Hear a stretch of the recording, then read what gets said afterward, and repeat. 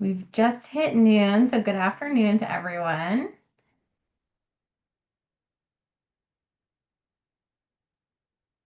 Hi, Erica. Welcome all. And we invite you to, if you're able to turn on your video as you come on in from the waiting room. I think we have a few folks still coming in, but we're going to go ahead and get started.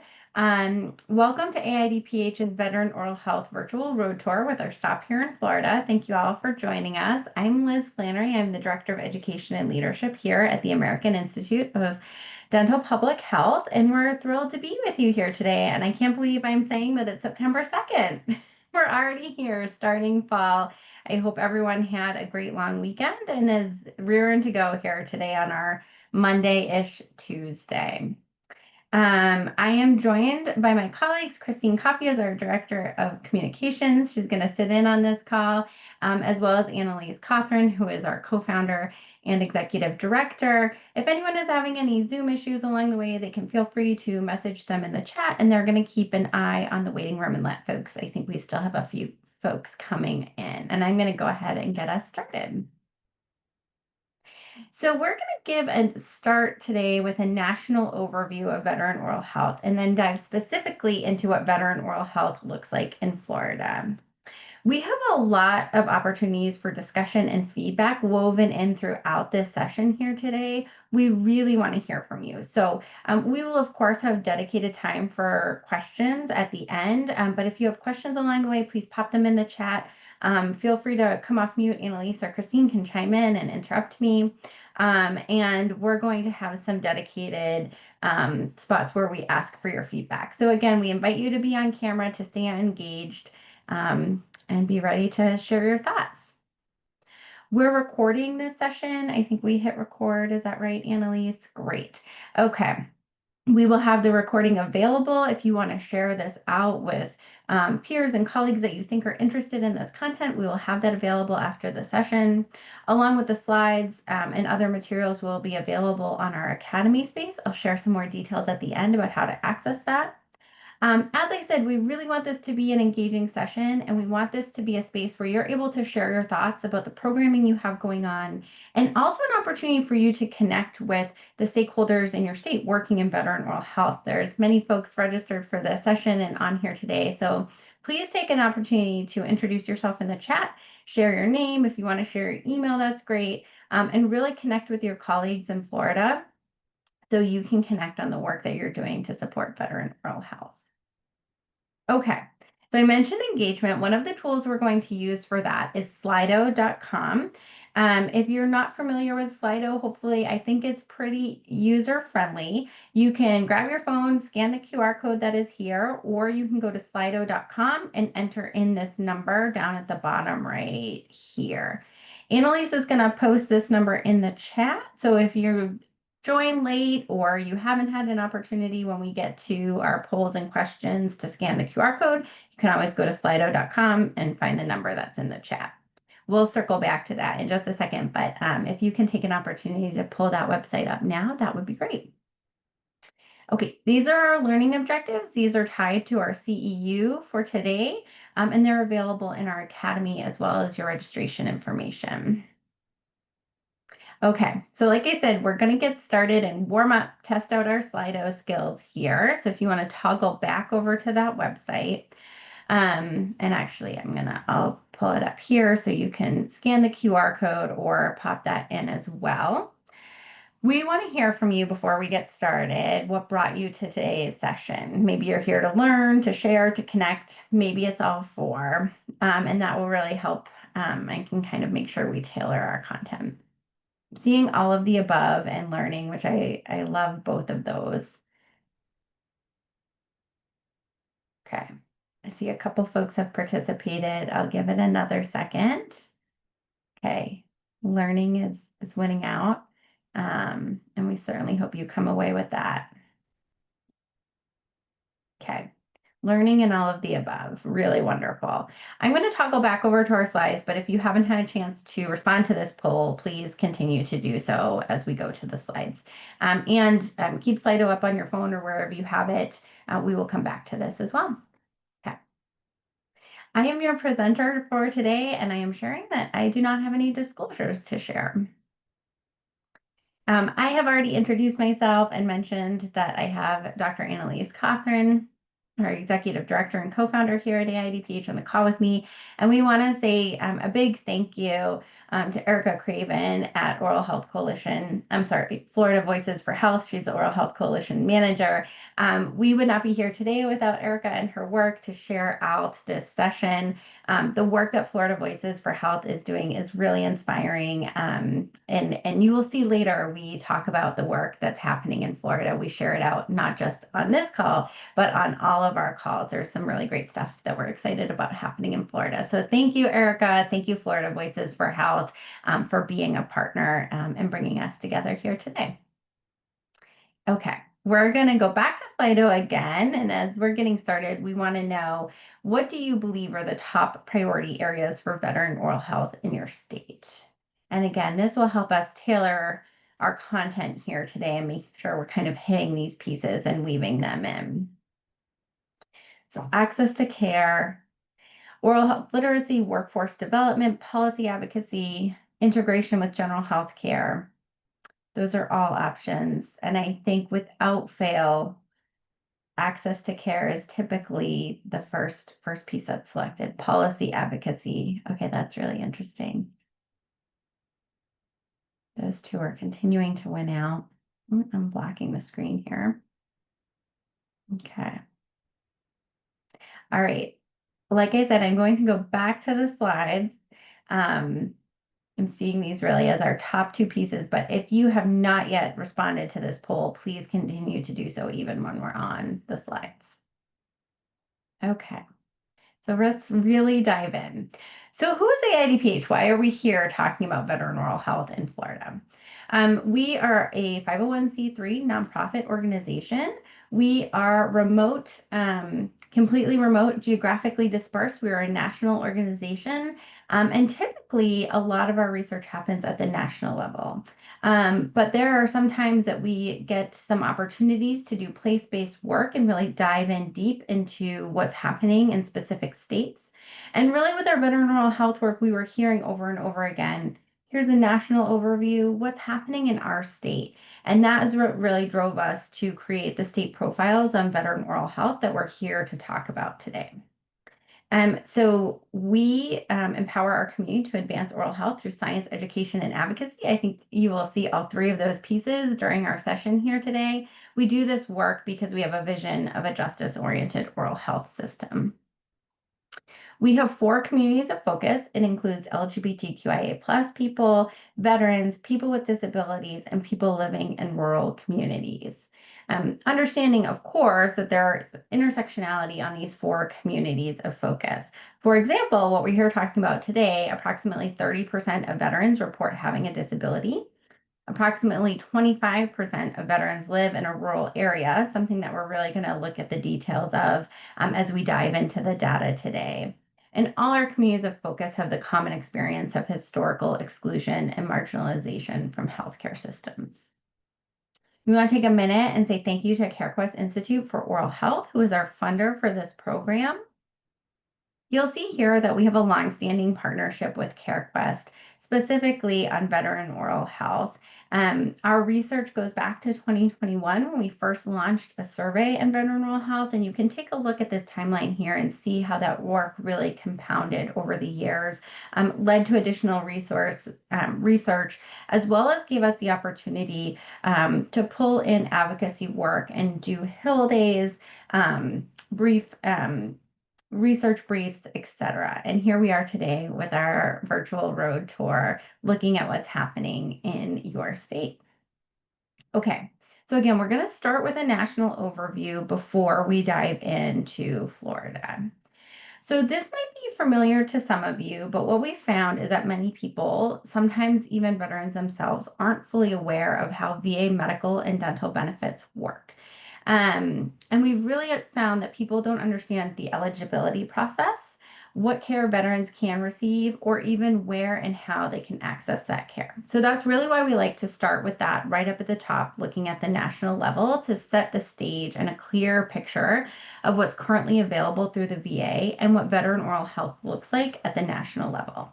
So we have two key points here. The first one that I'm making is that eligibility for medical and dental care through the VA is not set by the VA itself. It's determined by Congress through a federal law called Title 38. And that law outlines what care is covered, who qualifies, and how much it costs and where it can be delivered. Because of that, any major change like expanding dental coverage through the VA requires congressional action. It's not just a rule change or an update, it involves passing new legislation and then securing the federal funding to support that legislation. So when we talk about limitations in access to dental care for veterans through the VA, it all ties back to that federal level. However, I also want to point out, I mentioned that we're going to talk about some exciting things happening in Florida. It doesn't mean that we can't take action to impact change at the local and state level. It takes first getting educated that there's the need, which is what we're doing here today, and then collaboration with our local communities. And that's what we're really hoping to have more discussion around today. Okay, so I said two main points. The first point is that eligibility is determined by Congress, not the VA. And the second point is that most veterans are not eligible for dental care through the VA. Unfortunately, that's a piece that we always find is surprising to folks. This graphic here, the top row of people you see represents all 18 million veterans living in the US today. The lighter colored half shows the veterans who either receive care outside the VA or aren't eligible for VA healthcare at all. And then as you move to the left and we get into the darker blue section, that represents the nearly 9 million veterans enrolled in VA healthcare. But of those 9 million, only a tiny fraction, that's very small dark blue and red segment all the way over to the left, is actually eligible for dental care through the VA. So the other piece of that, so that equals out to about 1.8 million veterans who are eligible for dental benefits, and only about a third of those are actually using them. We need more information about that low utilization rate, but we suspect barriers to care and lack of awareness play a big role there. We'll talk about that a bit more when we look at the location of veterans in your state. So really, we're left with a deeply inequitable system. Veterans either aren't eligible at all or face a fragmented oral health landscape that makes it hard to get consistent, high-quality care. And we know that that problem is even worse for veterans living with chronic conditions. So we're going to look a little bit. We've talked about the access and eligibility piece, and now we're going to look at some outcome pieces and what that really translates into. So veterans living with chronic conditions like heart disease and diabetes are especially vulnerable to oral health issues. And what's even more concerning is that veterans with those high risk, high cost conditions are more likely to lose all of their permanent teeth. And we see poorer oral health outcomes for veterans than non-veterans with those conditions, even if they've seen a dentist in the past year. So we know that means that access alone isn't solving the problem. Even when veterans are getting dental care, many still face some of the worst oral health outcomes. And a big reason for that is the lack of the integrated care. Those chronic conditions aren't being addressed in coordination with oral health needs. So let's look at that a little more specifically. This is coming from research that we conducted in partnership again with CareQuest that really focuses on the connection between chronic disease and oral health.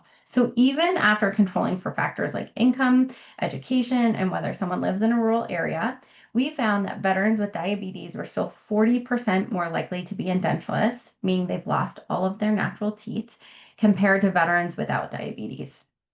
That's really a powerful indicator of just how strongly chronic disease can impact oral health outcomes, even when other risk factors are taken into account.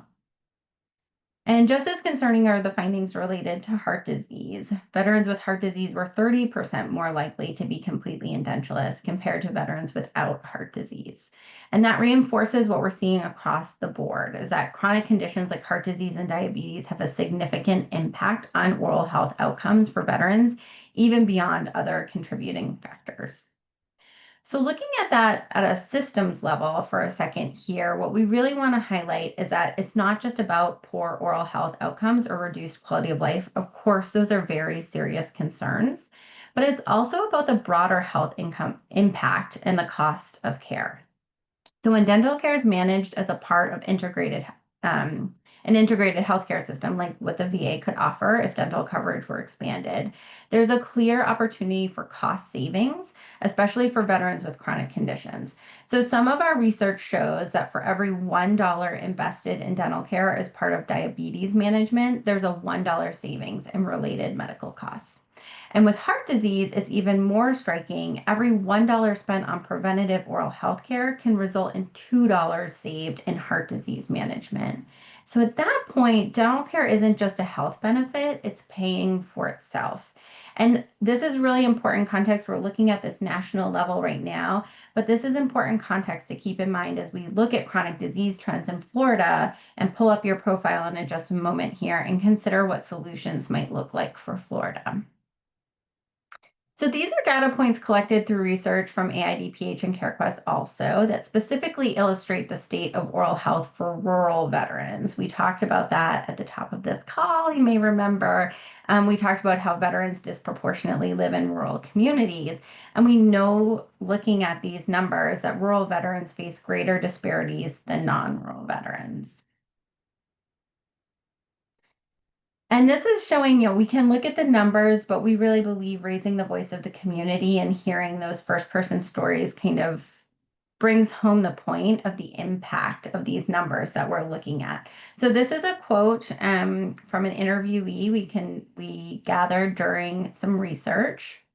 This is a working age veteran living in Maryland, unable to afford care and asking for help. It really drives home the impact for these folks and how impactful it can be to not be able to access this care and how much it is needed. Okay. These next few slides are some screenshots of our website, vetdentaldata.org. And I think Annalise can pop that into our chat here, if you will. So when I'm talking about this research and the national overview of veteran oral health and the research we've done, it is all available on vetdentaldata.org. That is also where our state profiles are. I'll talk through how to pull that up in just a second here if you haven't already taken a look at the Florida profile. And just highlighting a few things, we have our publications here, but we really intend, intend for this to be a compendium of work on veteran oral health. So we have interactive data dashboards and really want this to be an optimized place where you can look through the data and find interactive insights looking at rural veterans, cost of care. We have an entire tab dedicated to rural veterans. While the data aren't available from MEPS, which is the Medical Expenditure Panel Survey on a state level, they can be evaluated by region. So you can get sort of a proxy for state level data. And we really want it to be a very flexible tool for you to find what you need for your state. So looking here again, another screenshot from the dashboard here. When you click on the rural tab, it takes you to the interactive dashboard on rural veterans. And then across each indicator, it's clear to see that rural veterans delay dental care due to cost, spend more out of pocket on dental care, and struggle to find accessible locations for dental care. Okay.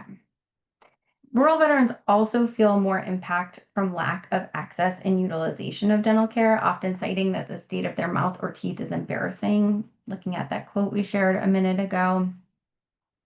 Rural veterans also struggle more with a functional dentition, which likely leads to the data points we see around increased cost of care and higher emergency department use.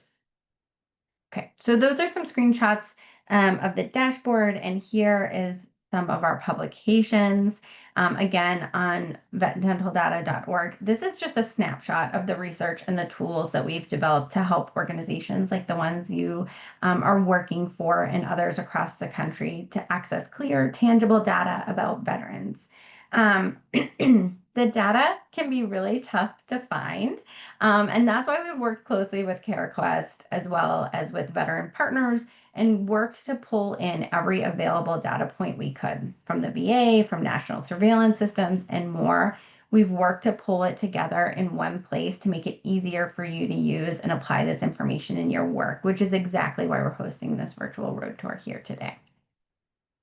So to kick things off and dive into Florida, I said at the top of the call, the reason that we're here, the reason we're doing this work is we had a body of research at the national level, and we're really hearing from folks, what do things look like in our state? So we wanted to develop really easy to use resources for folks doing work at the state level. So if you've pulled up dental data, if you hover over Florida on the interactive map or you go to publications and pull down Florida, you'll be able to pull up your state profile. And I invite you to pull that up as we go through your profile in just a minute here and follow along. Okay, I'll pause for a second. You've been hearing my voice quite a bit, and we'll go back to Slido for a second. And would love if you could share in one word naming what you think your state's biggest challenge is for veteran oral health.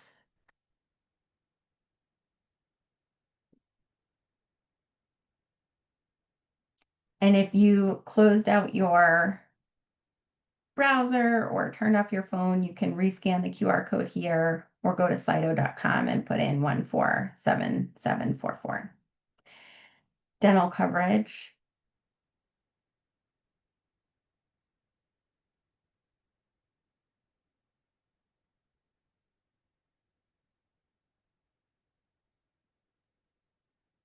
We'll just give it a second for folks' thoughts to pop up.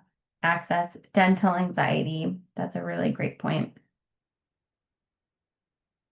I see that some folks must be double tapping on dental coverage.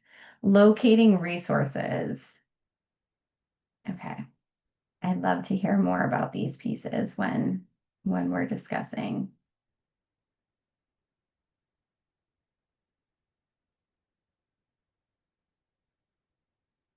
Okay.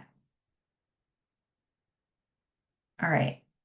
Again, I'm going to go back to slides, but if you are, I see some folks are still typing in, please continue to do so. We will capture this and share it out with post-session resources. Okay, disabilities, access to care. Okay, great. And our size is showing that multiple people have typed these pieces in. Okay. So really getting to the good part now, what you're all here for is a deeper dive on Florida. What does oral health look like in Florida? So this road tour is really just as much about listening and learning from you. You know Florida best, your data, your context, your communities, your insights help us improve these profiles and make sure the tools that we are providing are actually useful in our efforts. So again, please share freely. Please get ready to discuss. We're excited to hear from you. We've done our best with the data available, and while it's limited, these profiles aim to, again, offer clear, visual, easy-to-use information that can support conversations you're having in your work and decisions across different audiences. So let's start at the top of the state profile. If you've pulled it up, we've opened each profile with some quick context, what's happening in Florida, how it fits into the bigger picture nationally, especially when it comes to dental care access through the VA. So again, we start with that key point that we discussed earlier at the top of this call, that most veterans are not eligible for dental care through the VA. That's something, unfortunately, that many people, especially policymakers, funders, decision makers, don't realize. So when you're starting conversations with those folks for your work, it can be a really powerful place to begin. Veterans often don't have another option for dental care. And because of the gap at the federal level, it's states and local healthcare systems that end up carrying the weight, whether it's disease burden, access issues, or care delivery challenges, which I think we saw those reflected in that word cloud that you all just participated in.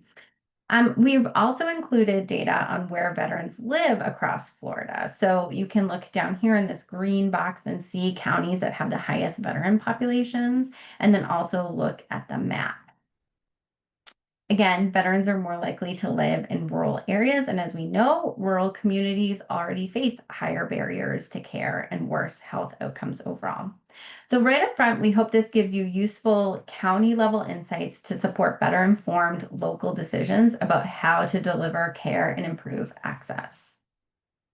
So then we compare Florida to national averages because without that context, numbers don't mean much, right? So if you're sharing this with a policymaker, a program leader, they might not know is 10% high, low, somewhere in between. If we don't have context, we can't understand what those percentages are telling us. So we've included the national averages here to help you quickly see where Florida stands in the nation. You can also compare across states if that's helpful. So you can pull up another state profile. There is one for every state in the country. Some states might have similar challenges or demographics. And as someone working in Florida, you probably know which comparisons make the most sense. Um, so earlier I mentioned chronic disease, those high cost, high risk conditions like heart disease and diabetes that are closely connected to oral health. Because those connections came through strongly in our research, we wanted to make it easier for you to highlight them when you're talking with decision makers and planning programs. So in this section here of the profile, you'll find data on heart disease, diabetes, insurance status, and indenturism, all compared with those national figures. And then we also ranked each state across 4 key outcomes. So you'll see where Florida falls compared to all 50 states. And looking at these numbers, the state ranking across 4 conditions with these icons here, noting number 1 means the worst. And so the higher you go, the better. So um, yes, okay, and that's described down here. Okay, and if you're interested in how we did these rankings or want to dive into the technical details, the full methodology is posted with the profiles on our website. Okay, all right, and then we get to the grade portion of the profiles. We see the grades individually given for diabetes, rates of uninsured and dental visits, the percentage of veterans in Florida that visited a dentist in the past year, and those combined for an overall grade that you see down at the bottom. And what I want to point out with this portion is to really encourage you to not only look at the areas where there's a lower grade and an obvious call for improvement, but to look at those areas with higher grades and successes as well. And in Florida, you guys really have kind of a span here, right? So taking a look at where your state is succeeding, and exploring the why and how you got there in that aspect of veteran oral health can give us a lot of insight to a path forward in the areas where we need improvement. So, can we take strategies that led to success in one area and potentially apply them to the next area for improvement? Additionally, you can use that tactic when you're looking at other states, looking at your neighbors or states who may have a similar environment, whether that be veteran population, government structure, or healthcare infrastructure, can be a helpful tool in finding successful models and strategies to pursue. And to that end, I am sharing this image of our dashboard here and how it allows you to quickly gain those insights on key indicators comparing other states to oral health status of veterans in your state. So this section of vetdentaldata.org, you can take your mouse and hover over and kind of quickly find those snapshots. And that might give you thoughts on pulling certain states' full profiles and doing a closer look there. Okay. So in the chat, we would love to hear from you. What is one barrier in the data that you don't see in the data we just discussed, but you know is real for veterans in your community? So are there pieces that you're finding in your work that are problems or real barriers that aren't reflected in this data? Again, we mentioned that the data can be hard to find, it's limited. I think a good conversation is always, where do we need more data? So I'd love if you could take a moment and share that out in the chat. And I know Annalise or Christine will chime in and share some of those.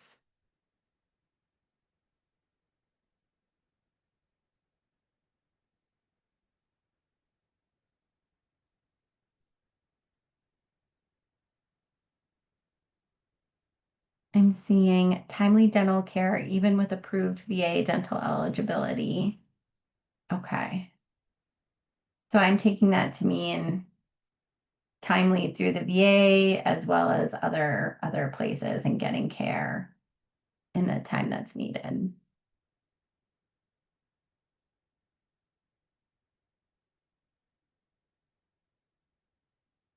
Okay.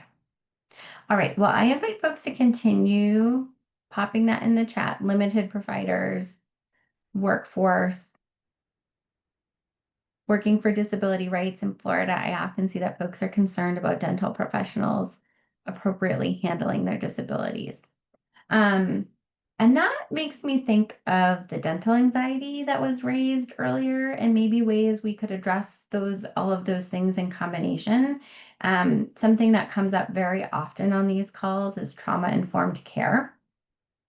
And how that can be veteran specific, but also if we can find ways to have trainings and expanded education on trauma-informed care for our providers, we can really, that really can impact the care for all of the patients that folks are seeing.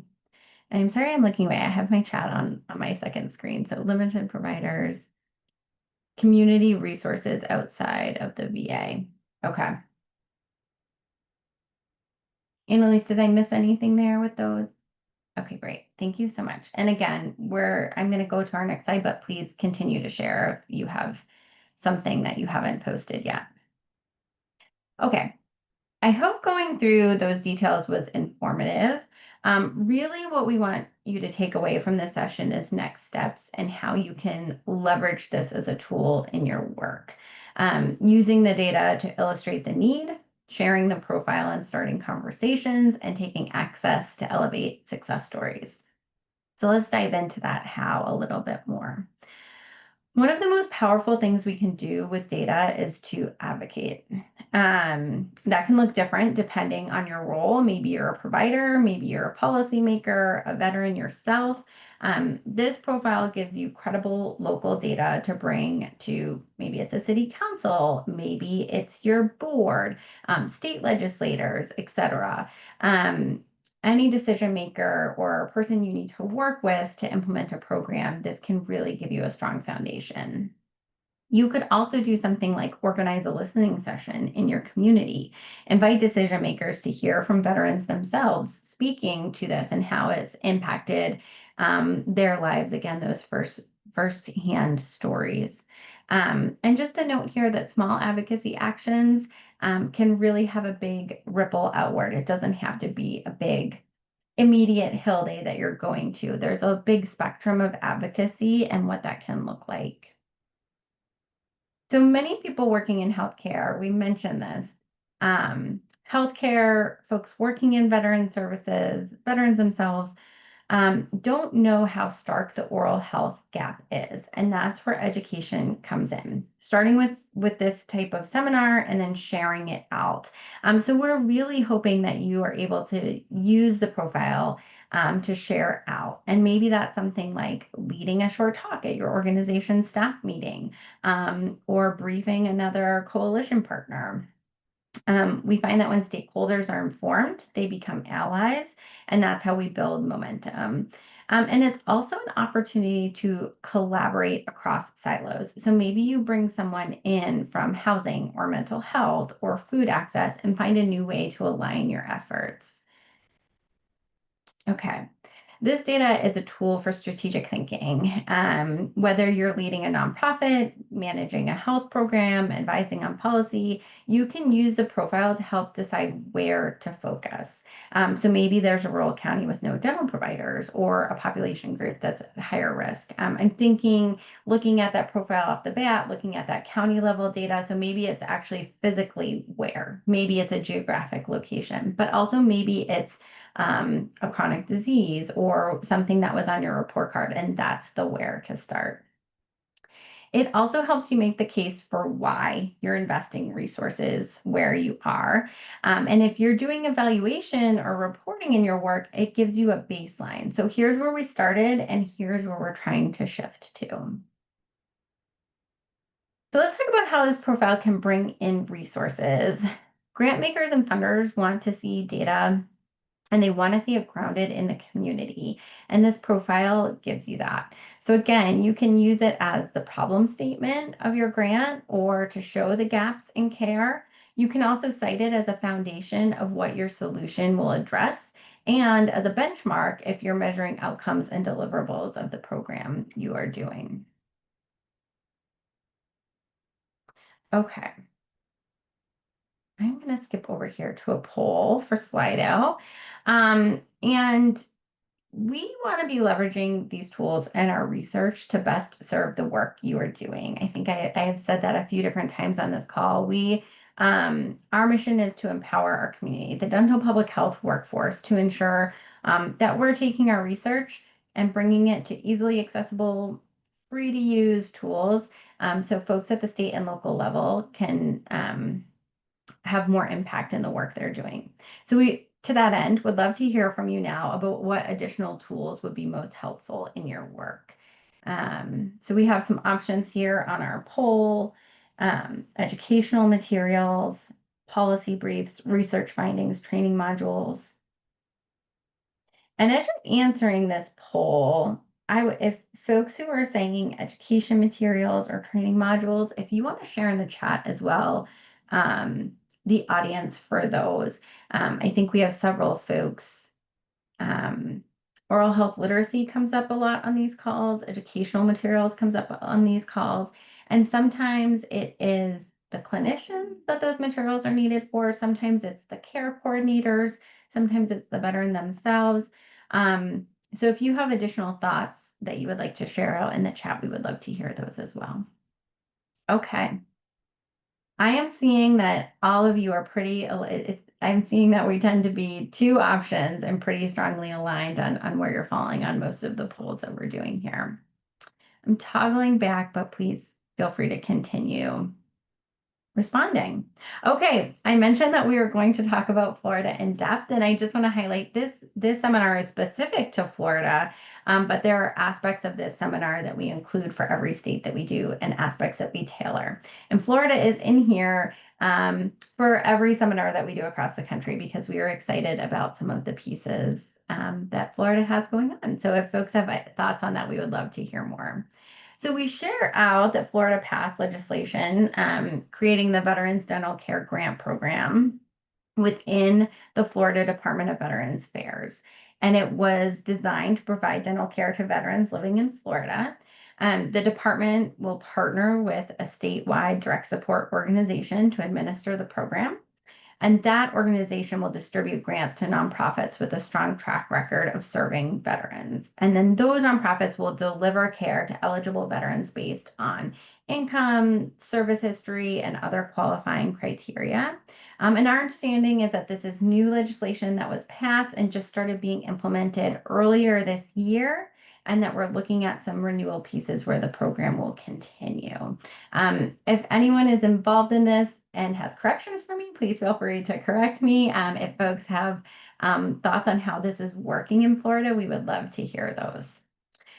We share out about Oregon. Oregon's developed an innovative Medicaid carve out specifically for veterans who don't qualify for VA dental benefits or traditional Medicaid. Veterans are first screened to determine if they qualify for either, and then if not, they're enrolled in a local coordinated care organization and receive free dental care through a network of community clinics participating in the program. And in Iowa, we're going to talk a little bit more about Iowa. We've had the opportunity to work very closely in Iowa over several years and do a deeper dive into research and strategic recommendations on veteran oral health in Iowa. And we like to share out that the state uses lottery dollars to fund the Veterans Trust Fund.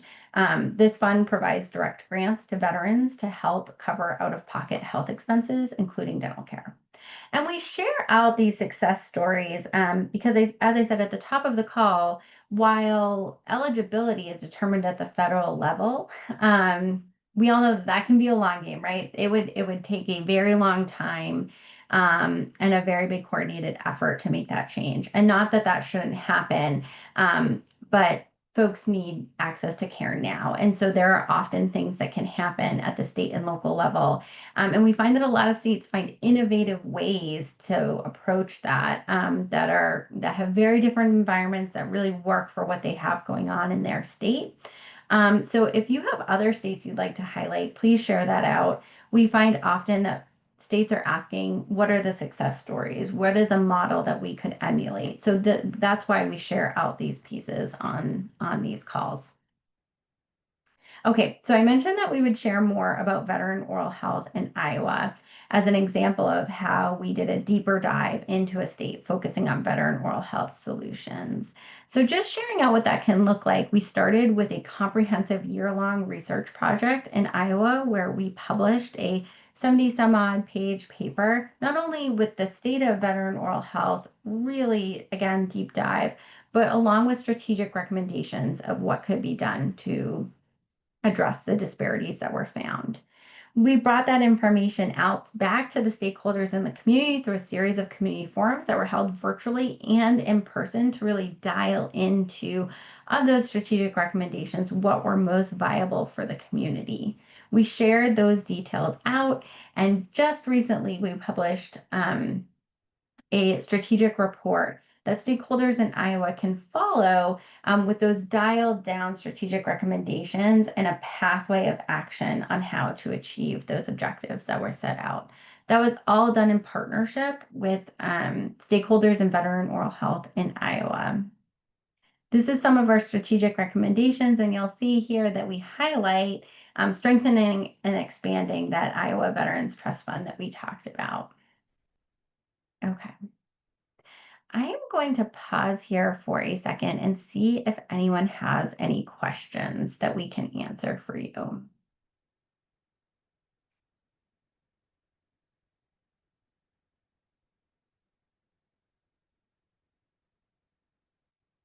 I'm seeing Polly, you mentioned that you're the clinic manager for the Homeless Empowerment Program's free dental clinic, and you just received a grant from the Florida Veterans Foundation to provide dental care to veterans.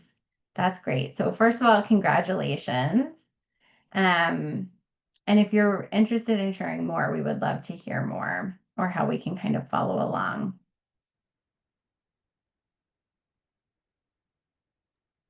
Holly, I'd be particularly interested if you're willing to hear more about just the logistics of applying for that and sort of, how that works with the state in case anyone else was unaware of that resource and might want to learn more about future opportunities. Okay. Honestly, my organization, I've been here for about 3 months. My organization applied for the grant before I started, so I wasn't really involved in that process. Um, we just got word that were approved a couple of weeks ago.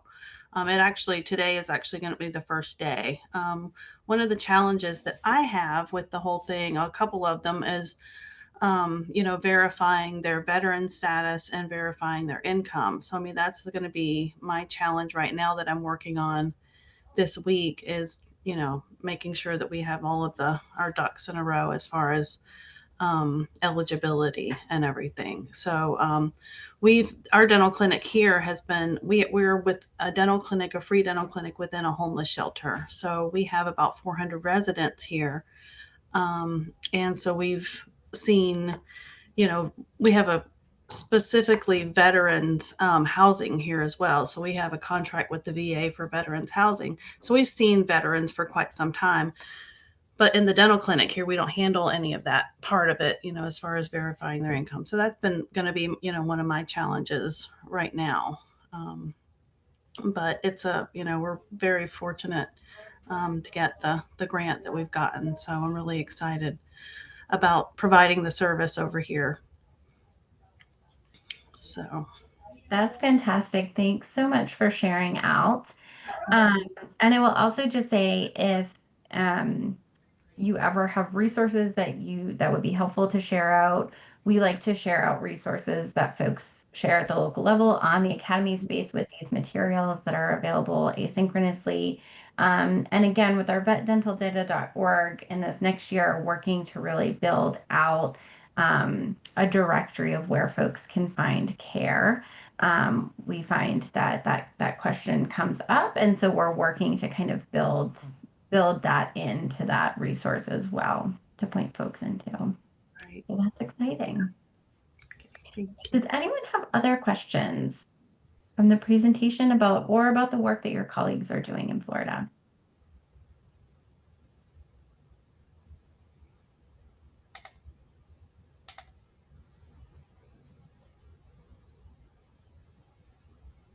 Okay. Oh, thank you, Annalise. That's really wonderful. Okay. My other question for you is, again, we talked about the data and what wasn't reflected in the data that we looked at, and you guys had some really great answers there. To that same end, who else is working on this that we should be learning from or partnering with? Are there folks you're working with in your work? Do you have non-traditional partnerships with other organizations um, that you think is important for us to know about, for your colleagues in Florida to know about, that are working in veteran oral health in an innovative way?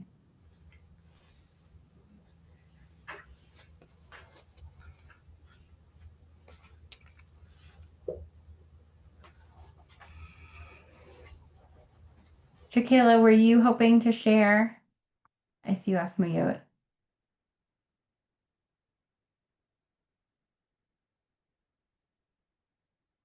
Okay, maybe not.